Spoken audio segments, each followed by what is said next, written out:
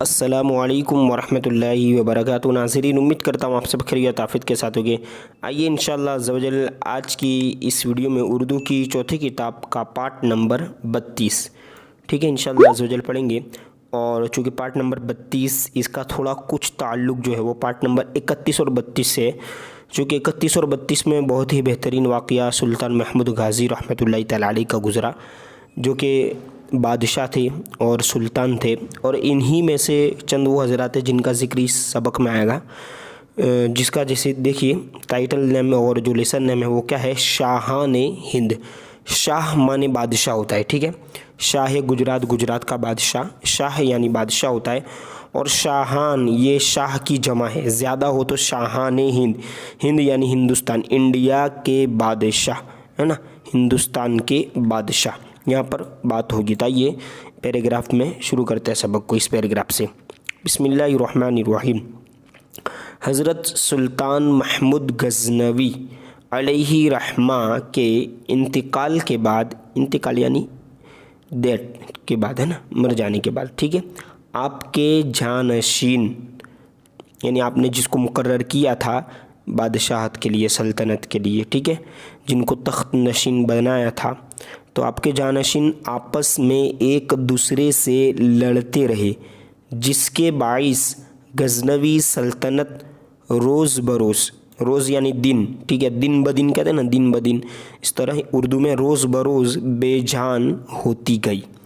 यहाँ तक कि जब इसमें कोई दमख़म नहीं रह गया तो हिंदू राजाओं ने हिंदुस्तान के बहुत से ऐसे इलाक़ों पर कब्ज़ा कर लिया जिन्हें, ठीक है, हज़रत सुल्तान महमूद ने फ़तह करके इस्लामी सल्तनत करार दिया था। देखें यहाँ से, जब ख़ानदान, है ना, ख़ानदान गौर का बादशाह सुल्तान शहाबुद्दीन मोहम्मद गौरी गज़नी में, ठीक है, ये शहर ये गज़नी, गज़नी में तख्त नशीन हुआ यानी बादशाह बना जब, तो उसे हिंदुस्तान के इस्लामी इलाक़ों को वापस लेने की फ़िक्र हुई। चुनांचे, ठीक है, भटिंडा, देखिए भटिंडा पर कब्ज़ा करने के बाद उसने अजमेर और दिल्ली का रुख किया। थानेसर के मैदान में पृथ्वी, देखिए पेरे, आपने भी सुना होगा ये नाम, पृथ्वी राज से उसका मुकाबला हुआ।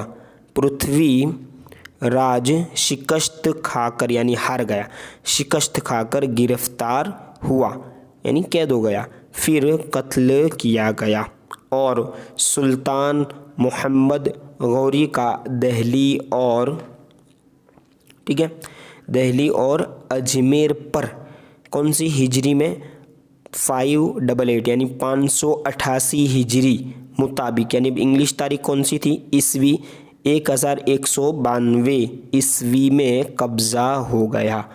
लाहौर, मुल्तान, उस वक्त आप याद रखिए कि हिंदुस्तान जो था पूरा एक ही था ना, मतलब पाकिस्तान, बांग्लादेश, ये सब हिंदुस्तान में ही था, ठीक है, ये मतलब अलग अलग नहीं हुआ था उस वक्त। तो लाहौर, मुल्तान, कराची ये पाकिस्तान के शहर है, पर वो पहले ही से काबिस्तानी, पहले ही उसका राज वहाँ पर चलता था। दिल्ली की फ़तह के बाद उसने हिंदुस्तान की हुकूमत के सारे इख्तियारात अपने तुर्की ग़ुलाम, ठीक है, ये क्या लिखा हुआ है किताब में, चूँकि साफ़ लिखा नहीं हुआ, अगर आपके पास किताब है तो आप देख लीजिए और नीचे कमेंट में ज़रूर बताएं, तो इंशाल्लाह मैं वहाँ पर कमेंट में ये जो मिनट और सेकंड है वहाँ पर बता दिया जाएगा। वैसे देखिए ये जीम का नुक्ता नीचे है और जा, तो जज़्ल ये हो सकता है, लेकिन इसका मीनिंग मुझे डिक्शनरी में नहीं मिला, ठीक है, और दूसरी किताब अभी मौजूद नहीं है रिकॉर्डिंग के वक्त में उसमें देख सकता, ठीक है, तो आप देख लीजिएगा अगर आपके पास अलग किताब है तो। गुलाम जज़्ल या फिर जीम नून और रॉ हो सकता है, तो जनरल हो सकता है, ठीक है। तो क्या है नाम, देखिए मेन नाम है, इसका कोई एतबार नहीं है, नाम है गुलाम कुतुबुद्दीन को सिपुर्द कर दिए, और है ना, यानी इख्तियारात यानी इनको पावर, इख्तियारात यानी पावर दे दिया उनको, और उसे अपना जानशीन मुकर्रर करके गजनी को वापस चला गया। ठीक है।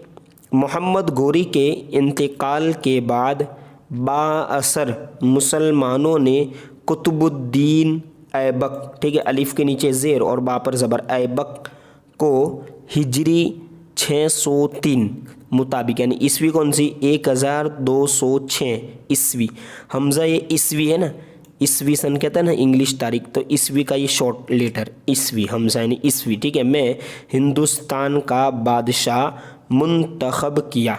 अब हिंदुस्तान में एक मुस्तकिल यानी परमानेंटली, ठीक है, मुस्तकिल यानी टेम्पोरली नहीं, परमानेंटली इस्लामी सल्तनत कायम हो गई, जिसका पहला बादशाह एक तुर्की गुलाम सुल्तान, देखिए ऊपर जो तुर्की गुलाम था वहाँ पर नाम था, लेकिन यहाँ पर वो नहीं है, तुर्की गुलाम डायरेक्ट लिखा हुआ है, ठीक है, सुल्तान कुतुबुद्दीन ऐबक करार पाया, यानी इसको बनाया गया। ठीक है, आगे देखिए, कुतुबुद्दीन ने लाहौर को दारुस्सल्तनत बनाया और बिहार बंगाल तक अपनी सल्तनत को वसी किया।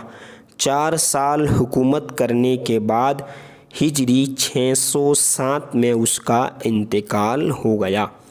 कुतुबुद्दीन ऐबक के इंतकाल के बाद उसका बेटा आराम शाह तख्त नशीन हुआ, यानी बादशाह बना। ठीक है, और इसकी हुकूमत यानी ये जो कुतुबुद्दीन ऐबक के इंतकाल के बाद जो हुआ ना इसका बेटा आराम शाह, उसकी हुकूमत साल भर से कम रही, यानी 1 साल से भी कम रही।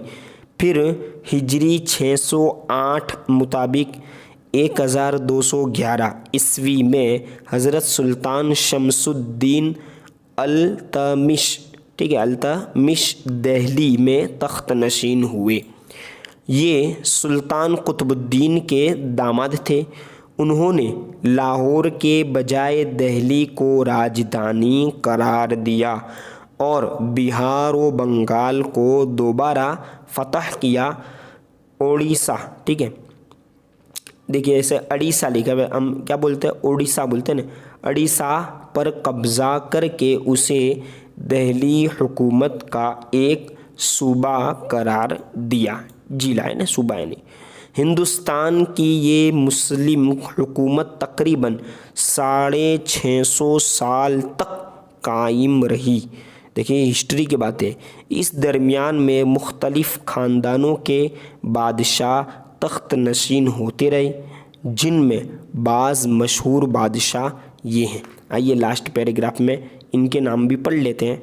ठीक है, देखिए क्या नाम, सुल्तान नासिरुद्दीन महमूद, सुल्तान गियासुद्दीन बलबन, सुल्तान जलालुद्दीन खिलजी, सुल्तान अलाउद्दीन खिलजी, सुल्तान फ़िरोज़ शाह तुगलक, शेर है ना शाह सौरी, ज़हीरुद्दीन मोहम्मद बाबर, नूरुद्दीन है ना, नूरुद्दीन जहांगीर, शहाबुद्दीन शाहजहाँ, कहते हैं ना शाहजहाँ, मोहम्मद मोहिउद्दीन गाज़ी, औरंगज़ेब आलमगीर, बहादुर शाह ज़फ़र, ये आखिरी बादशाह।